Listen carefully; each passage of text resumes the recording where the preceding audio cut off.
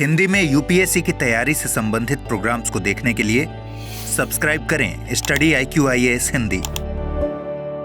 नमस्कार, बहुत बहुत स्वागत है आप सभी का स्टडी IQ IAS हिंदी में। मेरा नाम है अतुल जैन। एनसीईआरटी की हमारी लेक्चर सीरीज के अगले लेक्चर में आप सभी का मैं स्वागत करता हूं। लेक्चर नंबर 38 है और जैसा कि आप लोग जानते हैं 1991 के बाद भारत की अर्थव्यवस्था में जो सुधार किए गए उन सुधारों के बारे में हम चर्चा कर रहे हैं, हम बातचीत कर रहे हैं कि 1991 के बाद भारत की अर्थव्यवस्था में कौन से मूलभूत बदलाव जो हैं, फंडामेंटल परिवर्तन जो हैं वो हमने देखे और उन परिवर्तनों ने किस तरह से भारत की अर्थव्यवस्था को प्रभावित किया, इसके बारे में हम चर्चा करने की कोशिश कर रहे हैं। चलिए, तो सबसे पहले एक बार पहले अपनी पुस्तक पर ही चलते हैं। हम जैसा कि आप लोग जानते हैं हम लोग उदारीकरण की बात कर रहे हैं। अभी हम लोग किस चीज की बात कर रहे हैं? उदारीकरण की।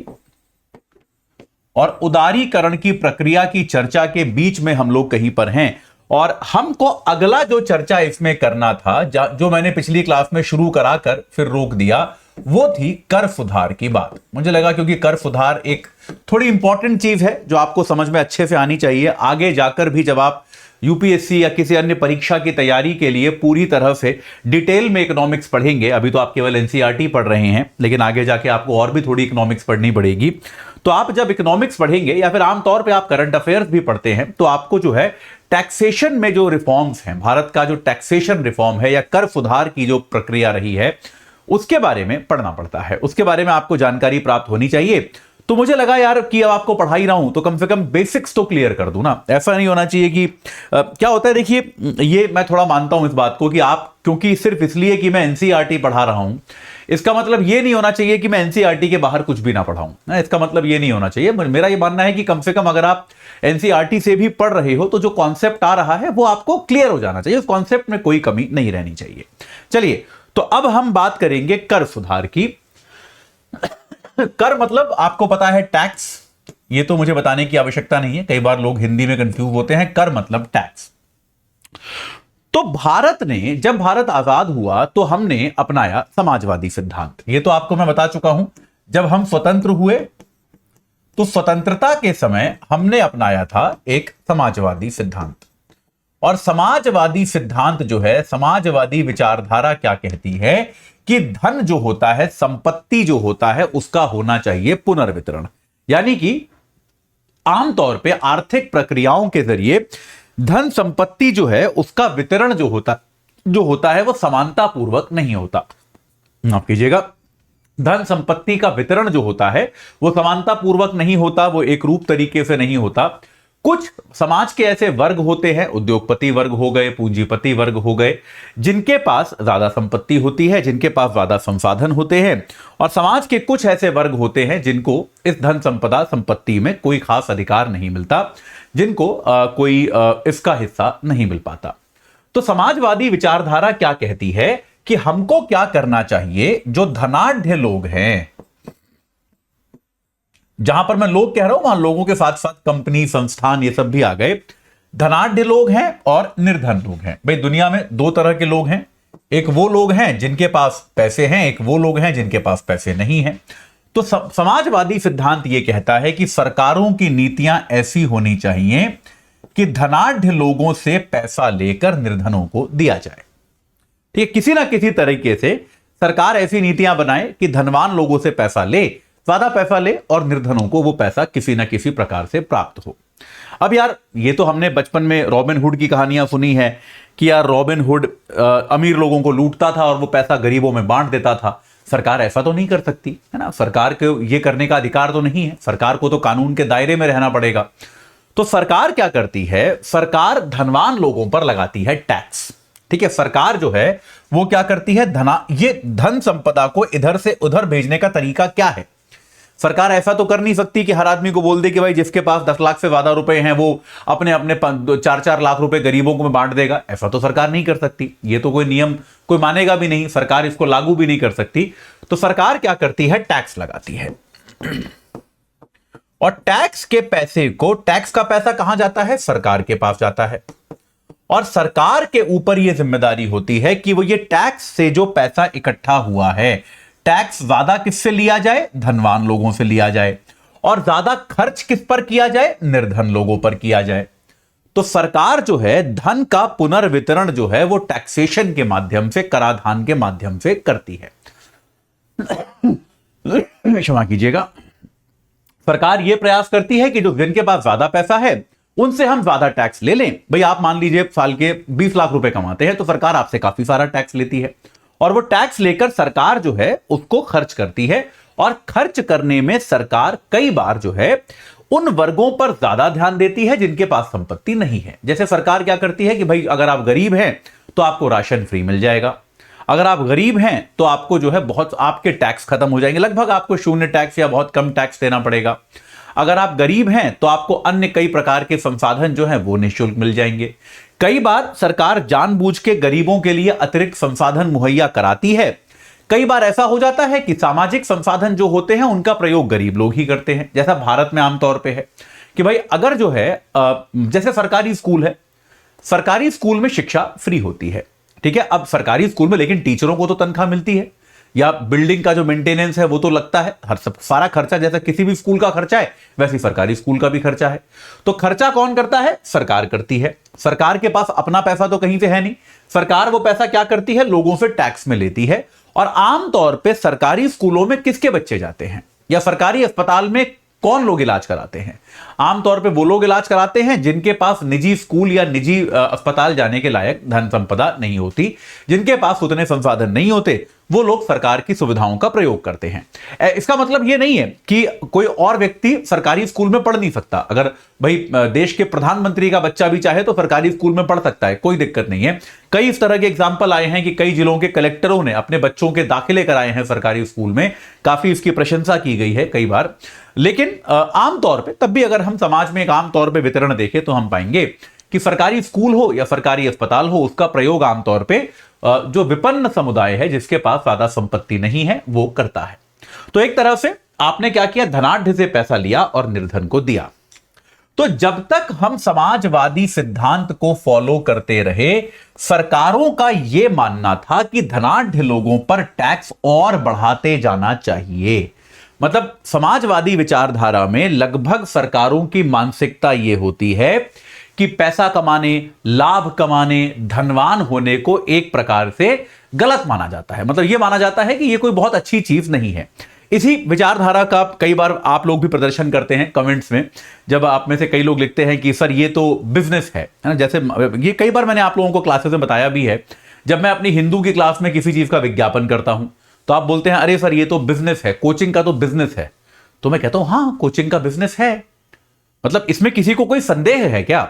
आप में से किसी को इस बात में कोई संदेह है क्या कि ये जो मैं लेक्चर आपको दे रहा हूं ये देने के मुझे पैसे मिल रहे हैं? क्या इसमें कोई संदेह है कि मैं एक पेड एम्प्लॉय हूं, अगर मुझे पैसे मिलने बंद हो जाएंगे तो शायद मैं लेक्चर देना बंद कर दूंगा? ये बात सही है कि नहीं है? ये तो पता है ना यार, हम सब लोग किसी ना किसी तरह से धन संपदा संपत्ति के लिए ही काम कर रहे हैं। ये एक बहुत बड़ा मोटिवेशन है, ये बात सही है। और ये जो एक विचारधारा हमारे में निकल के आती है, अरे सर आपने तो इसको बिजनेस बना दिया, तो मैं हमेशा ये बोलता हूं कि बिजनेस करना कोई खराब चीज है क्या? बिजनेस करना कोई अपराध है क्या? भाई कोई आतंकवाद थोड़े ना कर रहे हैं भाई, कोई किसी को लूट थोड़े ना रहे हैं, कोई किसी के सर पे बंदूक थोड़े ना रख रहे हैं, किसी के सर पे किसी के बच्चे को का अपहरण थोड़े ना कर रहे हैं भाई। पढ़ा रहे हैं और कह रहे हैं कि भाई पढ़ाने के साथ निःशुल्क भी पढ़ा रहे हैं बहुत सारा यूट्यूब पर, साथ में ये भी कह रहे हैं एक्स्ट्रा सुविधा चाहिए तो उसके लिए आपको बैच लेना पड़ेगा जिसके लिए इतनी फीस है। भाई ये तो एकदम फेयर एंड स्क्वायर बिजनेस है, आपको लेना है लीजिए, नहीं लेना मत लीजिए।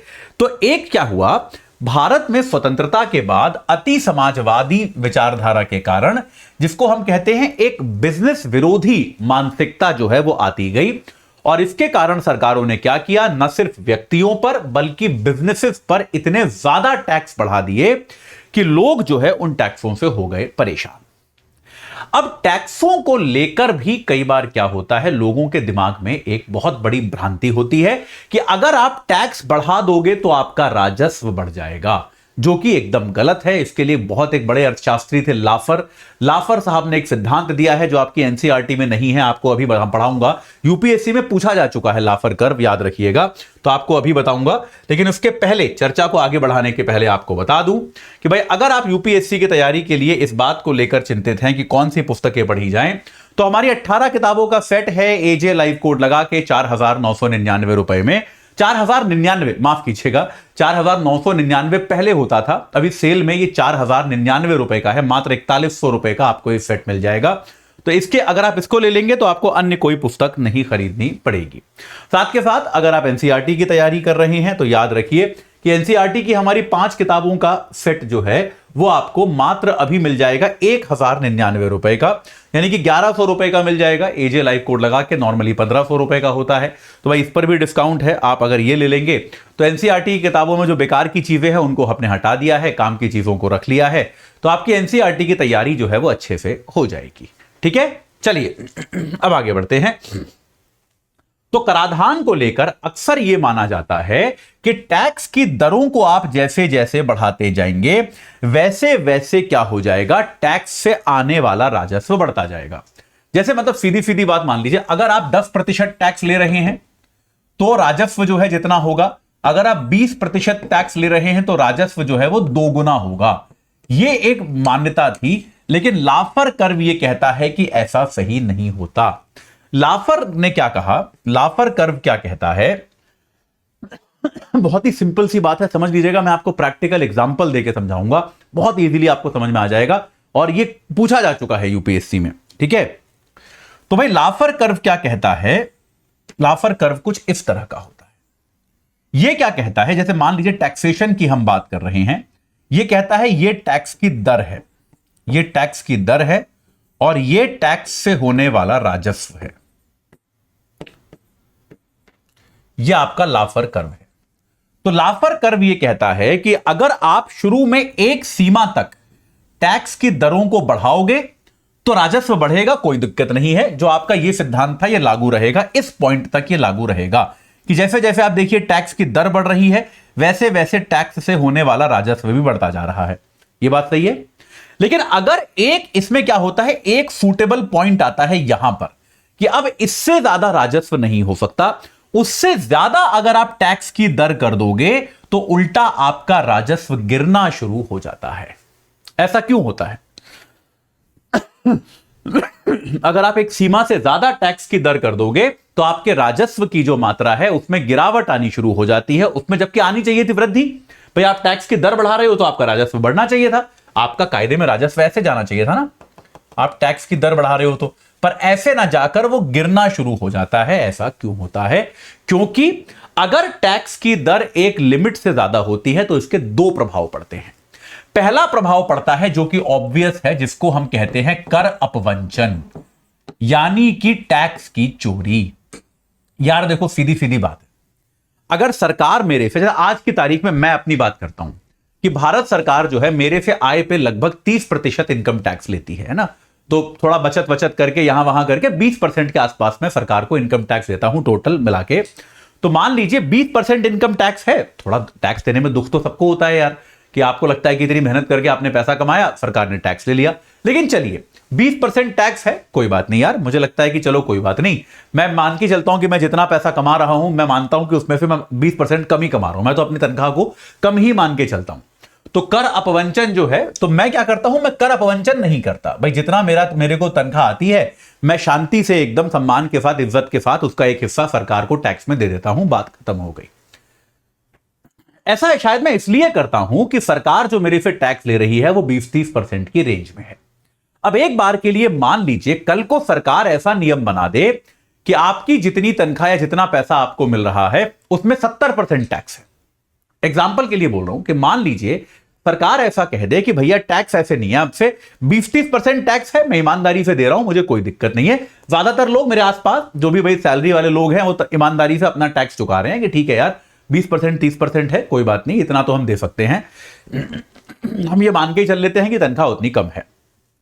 लेकिन अगर मान लीजिए कल को सरकार ये कह दे कि टैक्स जो है आपका, भाई अतुल जी आपका टैक्स हो गया है 75% या 70%, तो यार 70% अगर सरकार टैक्स कर देगी तो दुख होगा कि नहीं होगा मेरे को?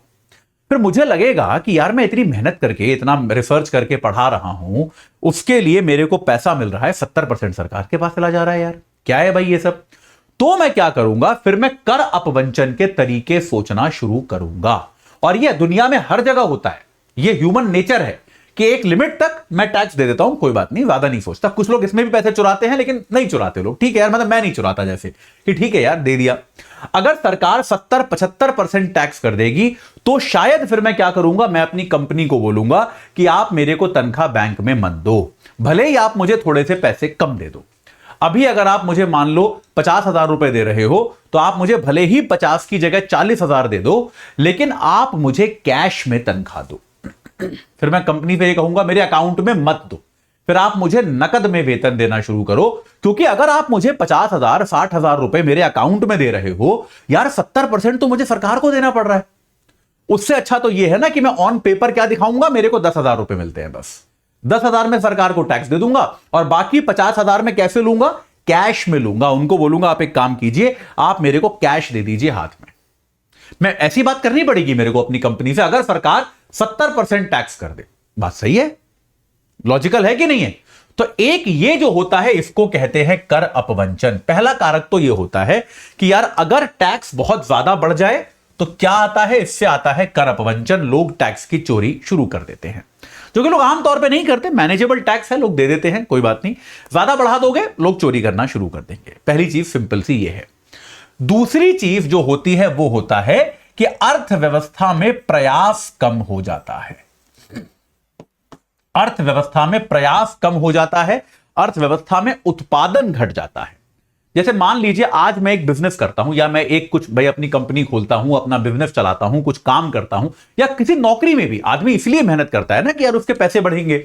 आज वो 1 लाख रुपए कमाता है, कल को 2 लाख कमाएगा। भाई आदमी इसलिए तो मेहनत करता है कि यार आज मेरे को 50,000 मिलते हैं, कल को 1 लाख मिलेंगे, इसलिए मेहनत करता है।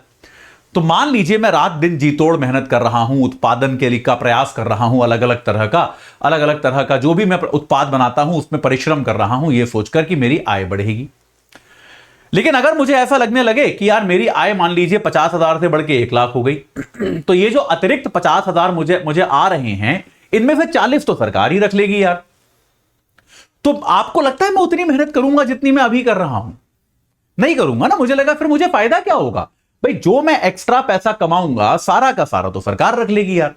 तो इसके कारण क्या होता है, अर्थव्यवस्था में प्रयास कम होता है, और यह प्रयास कम होने से उत्पादकता घट जाती है, और अगर उत्पादकता घट जाती है तो कुल राजस्व जो है वो कम हो जाता है।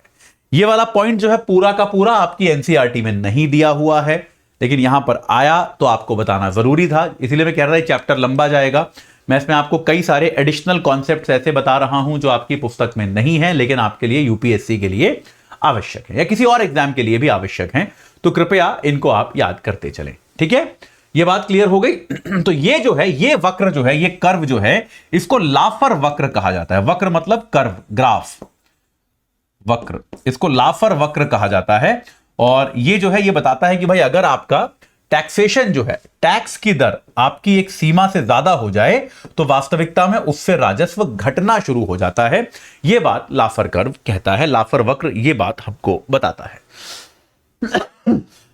क्लियर हो गया भाई? ये सिंपल सी बात है। तो सरकार ने क्या किया, निश्चित तौर पे कई तरह के, अब आते हैं, वापस आते हैं 1991 के बाद सरकारों ने क्या किया, कर सुधार में टैक्स कम की। बहुत सीधी सीधी बात है, मतलब ऐसे टैक्स नहीं रखे जिससे जो है लोगों को जीना मुश्किल हो जाए, लोगों का व्यापार करना मुश्किल हो जाए, काम धंधा करना मुश्किल हो जाए, ऐसे टैक्स नहीं रखे गए, ठीक है? टैक्स फाइल करने, जमा करने की प्रक्रिया का सरलीकरण किया गया। यह तो हमने अपनी आंखों के सामने होते हुए देखा है। मतलब मुझे याद है 2008 का समय था, उसके पहले अगर आपको अपना इनकम टैक्स रिटर्न फाइल करना है तो आप खुद से नहीं कर पाते थे। इतने जटिल फॉर्म्स थे, इतना सारा आपको कागज पे पेन से भरना पड़ता था। 2008 के बाद जो था उस समय एक इलेक्ट्रॉनिक प्रक्रिया लाई गई इनकम टैक्स इत्यादि और बाकी चीजें फाइल करने की, जिसके जरिए अब आप बहुत सरलता से, अगर आपका कोई बेसिक इनकम है तो आप जो है एकदम 10 मिनट के टाइम में अपना इनकम टैक्स रिटर्न आसानी से फाइल कर सकते हो। यह हुआ। इसके अलावा अभी जो जीएसटी आया उससे क्या हुआ, अप्रत्यक्ष करों में भी, अप्रत्यक्ष करों का भी सरलीकरण किया गया।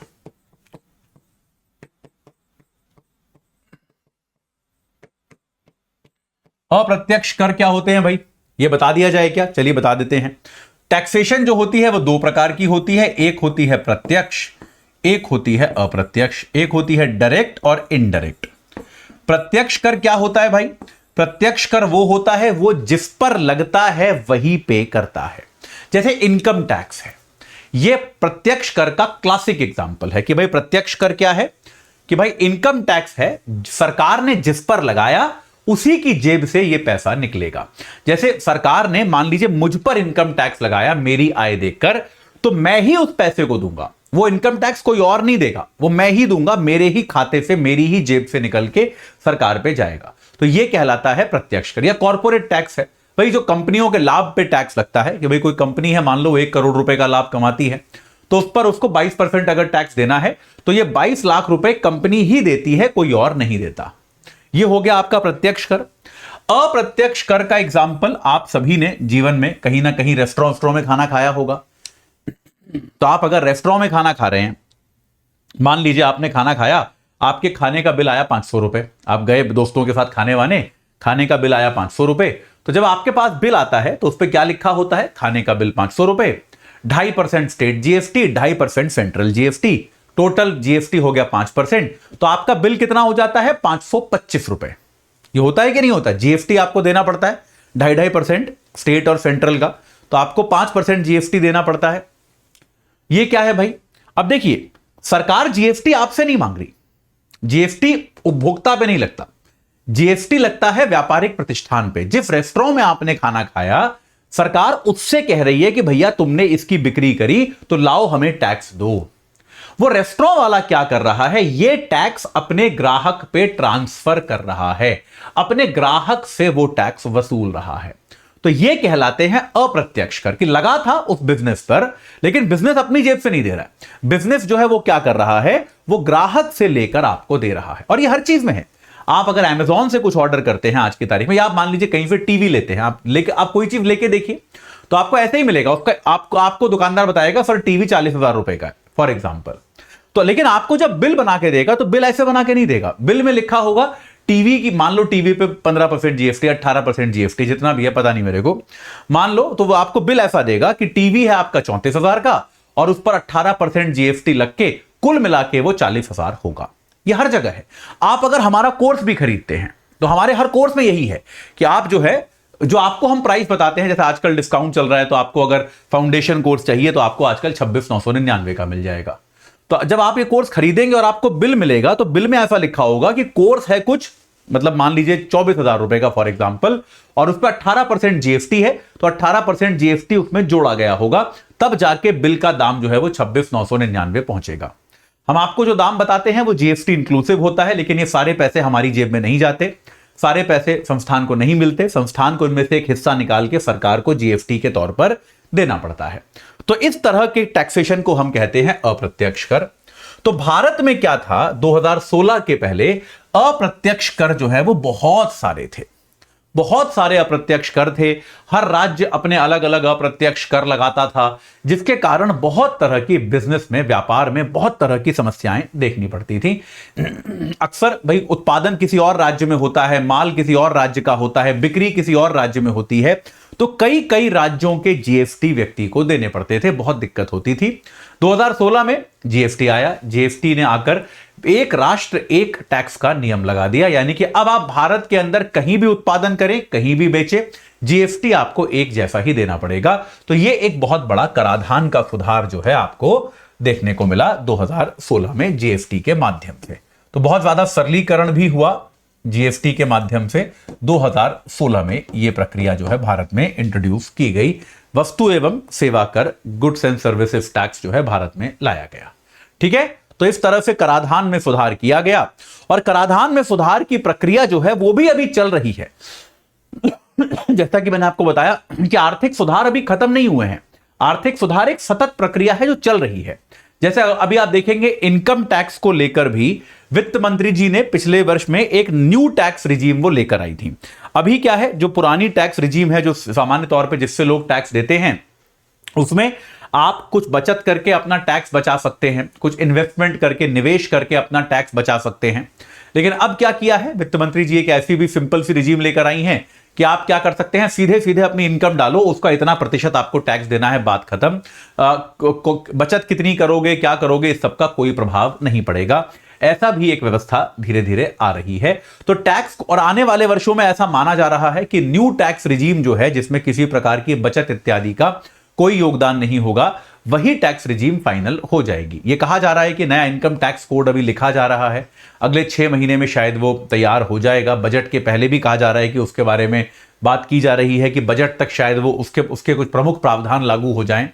तो अगर ऐसा होगा तो टैक्स में और सरलीकरण हमको आने वाले दिनों में देखने को मिल सकता है।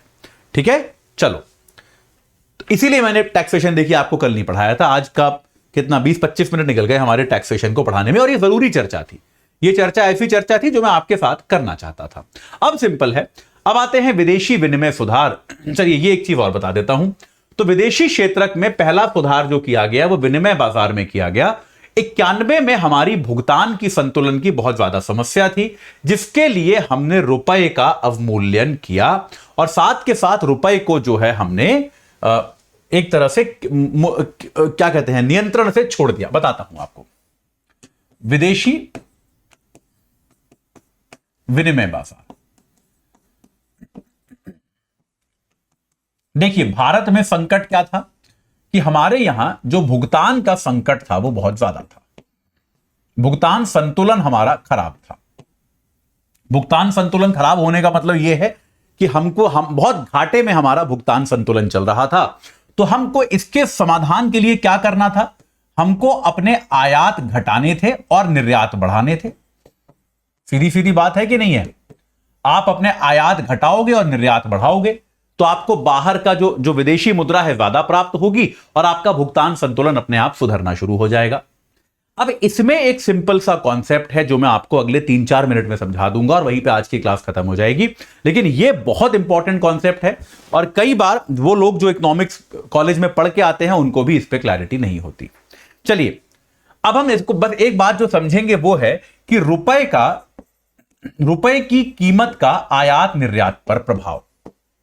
रुपए की कीमत का आयात निर्यात पर क्या प्रभाव पड़ता है, इसको मैं आपको समझाने की कोशिश करूंगा। बहुत ही सिंपल सी बात है, बहुत ही सिंपल एग्जांपल देकर समझाऊंगा, आसानी से समझ में आ जाएगा। देखो भाई, सीधी सीधी बात है।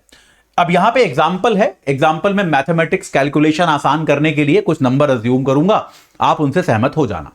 तो मान लेते हैं उदाहरण के लिए $1 जो है, मान लेते हैं वो 100 रुपए के बराबर है। ऐसा मान लेते हैं, ठीक है। तो अब क्या हुआ, यह $1 जो है, एक काम करते हैं, शुरुआत में इसको हम 50 रुपए मान के चलते हैं कि $1 जो है वो 50 रुपए के बराबर है। यह बात सही है। तो मान लीजिए मैं एक भारतीय उत्पादक हूं, मैं ये जो पेन, ये जो प्लास्टिक के पेन आपको दिख रहे हैं, स्टाइलस, जिनके जरिए मैं इस पर लिखता हूं, ये वाले पेन का मैन्युफैक्चरिंग मैं भारत में करता हूं, और मैं भारत में बनाता हूं, भारत से सामान खरीदता हूं, भारत में बनाता हूं। तो मान लीजिए मेरा एक पेन बनाने की लागत जो है वो 100 रुपए है। लागत 100 रुपए है, या मान लीजिए लागत 80 रुपए है, मैं 100 रुपए में बेच सकता हूं। मतलब मेरी जो मेरा जो बिक्री की कीमत है वो 100 रुपए है। मैं चाहता हूं कि भाई 80 रुपए में मेरा पेन बन जाता है, तो मैं 100 रुपए में बेच दूंगा, तो मैं ठीक ठाक प्रॉफिट कमा लूंगा। बात सही है, सिंपल सी बात है। तो मेरे को बेसिकली, अगर मैं अपना एक पेन बेच रहा हूं ये वाला, तो मेरे को चाहिए 100 रुपए, ये मेरा कीमत है। अब एक अमेरिकी व्यापारी है, एक अमेरिका में भाई कोई सप्लायर है, उसको भी ये पेन खरीदने हैं। वो मेरे से बात करता है, भाई दुनिया में सामान तो कोई भी कहीं से मंगा सकता है। उसने मेरे से बात करी और उसने पूछा कि भाई ये पेन आप कितने का बेचोगे। मैंने कहा सर 100 रुपए का एक पेन बेचता हूं, मैं 100 रुपए का ही बेचूंगा। अब अमेरिकी व्यापारी को तो रुपया पता नहीं है, वो कहेगा यार ये रुपया क्या है, इसका मैं क्या करूं। आप एक काम कीजिए, आप मेरे को जो है डॉलर में बताइए। वो तो डॉलर में जानना चाहेगा, तो ये कहेगा कि भाई मुझे रुपए में मत बताओ, मेरे को तो डॉलर में बताओ कि डॉलर में कितने का दोगे। मैंने चेक किया 100 रुपए और 50 रुपए का $1 है, तो मैंने इसको बोल दिया कि भाई $2 का मैं आपको दे दूंगा। बात खत्म हो गई। 50 रुपए का $1 है, 100 रुपए के $2 हो गए। तो विदेशी व्यापारी को लगा ठीक है भाई $2 का हो गया। अब मान लीजिए किसी कारण से रुपए का हो गया अवमूल्यन। अवमूल्यन मतलब डॉलर के सापेक्ष रुपए की कीमत अगर गिर गई, तो पहले जो 50 रुपए में $1 मिल रहा था, अब $1 $100 का हो गया। इतना गिरता नहीं है, बस एग्जांपल, ताकि मैथमेटिक्स सिंपल रहे, कैलकुलेशन में आसानी हो, आपको सिद्धांत समझ में आ जाए, प्रिंसिपल कॉन्सेप्ट समझ में आ जाए, बस वो जरूरी है। अब $1 हो गया $100 का। अब इसका मुझे तो कोई फर्क नहीं पड़ रहा, मैं तो अभी भी भारत से ही सामान खरीदता हूं, भारत में ही बनाता हूं, मेरे तो भाई $100 का ही बेचना है मेरे को तो। अब यही सेम अमेरिकी व्यक्ति अब अगर मुझे फोन करे और पूछे कि भैया अब आप अपना ये वाला पेन कितने का दोगे, तो मैं क्या बोलूंगा? मैं कह दूंगा मैं तो अब भी $100 का दूंगा, और अब चूंकि $100 $1 का है, तो मैं आपको ये पेन अब $1 का दे दूंगा। तो अमेरिकी व्यापारी के लिए मेरा उत्पाद सस्ता हो गया कि नहीं हो गया? जबकि मैं तो उतने ही पैसे कमा रहा हूं, मुझे कोई मतलब नहीं, मैं तो डॉलर से मतलब ही नहीं मेरे को तो कुछ भी। क्योंकि रुपए की कीमत गिर गई, तो अमेरिका के व्यापारी के लिए मेरा उत्पाद सस्ता हो गया, और अगर मेरा उत्पाद सस्ता हो गया तो वो मुझसे ज्यादा मंगाएगा कि नहीं मंगाएगा? भाई वो तो देख रहा है ना, वो तो और 4 देशों में बात कर रहा होगा, ब्राजील में बात कर रहा होगा, चाइना में बात कर रहा होगा, जहां सस्ता पड़ेगा वो तो वहां से मंगाएगा। उसको लगा यार पहले तो $2 का था, अब तो $1 का हो गया है, तो वो ज्यादा ऑर्डर करेगा। बात समझ में आई कि नहीं आई?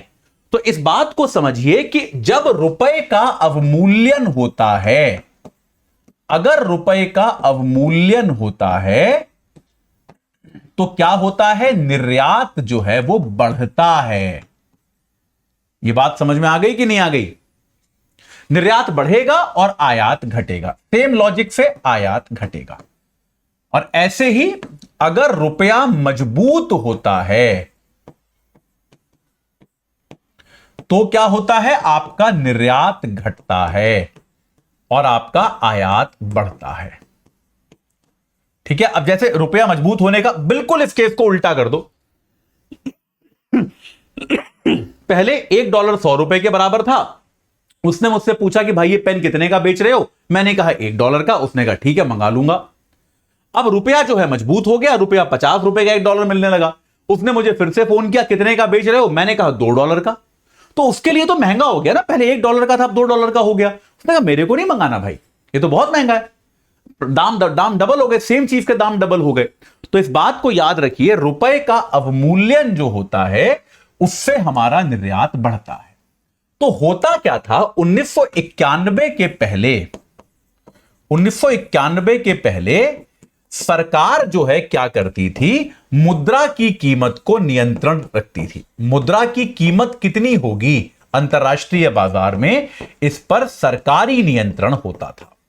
सरकार इसको पूरी तरह से नियंत्रित रखती थी कि भाई रुपए के सापेक्ष डॉलर की कीमत कितनी, डॉलर के सापेक्ष रुपए की कीमत कितनी होगी, यह सरकार तय करती थी। जबकि यह सही तरीका नहीं, और सरकार जो है उसको कृत्रिम तौर पे बहुत ऊंचा रखे हुए थी।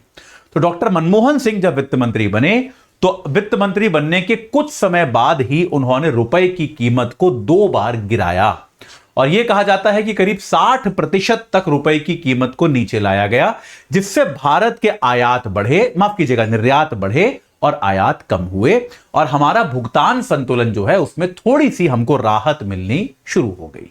सरकार ने साथ के साथ यह भी किया, यह जो सरकारी नियंत्रण है 1991 के बाद इसमें ढील दी गई। यानी कि आप देखेंगे कि सरकार जो है आमतौर पे अब क्या कहती है कि रुपया गिर रहा है तो गिरने दो, हमें कुछ वादा करना नहीं है। सरकार या आरबीआई, सरकार तो खुद करती भी नहीं, रिजर्व बैंक ऑफ इंडिया के माध्यम से सरकार केवल तभी हस्तक्षेप करती है जब रुपए की कीमत में बहुत ही ज्यादा गिरावट आ जाए, सरकार को लगे यार ये तो थोड़ा स्थायित्व का भी संकट आ जाएगा, मुद्रा इतनी भी नहीं गिरनी चाहिए या इतनी भी नहीं बढ़नी चाहिए। तो आप देखेंगे कि सरकार कितना हस्तक्षेप करती है उसकी मात्रा भी धीरे धीरे कम होती जा रही है। जब जैसे मैं कॉलेज में होता था उस समय हर 1-2 महीने बाद सरकार दखल अंदाजी करती थी, बाजार से डॉलर खरीदती थी या बाजार में डॉलर डाल देती थी ताकि रुपए की कीमत को संतुलित किया जा सके। लेकिन अब आप देखेंगे ऐसी खबरें आपको महीनों सालों तक नहीं मिलती होंगी कि सरकार ने माफ कीजिएगा मुद्रा बाजार में किसी तरह की दखल देने की कोशिश की, क्योंकि यह माना जाता है कि मुद्रा बाजार अपने आप को मांग और आपूर्ति के हिसाब से खुद से एडजस्ट कर लेता है, सरकार को उसमें कृत्रिम दखल अंदाजी करने की कोई खास जरूरत होती नहीं है। तो सरकारों ने इसमें दखल अंदाजी की प्रक्रिया जो है उसको छोड़ दिया। तो यह एक बड़ा परिवर्तन जो है ये एक विदेशी विनिमय के मामले में आपको 1991 के बाद देखने को मिला।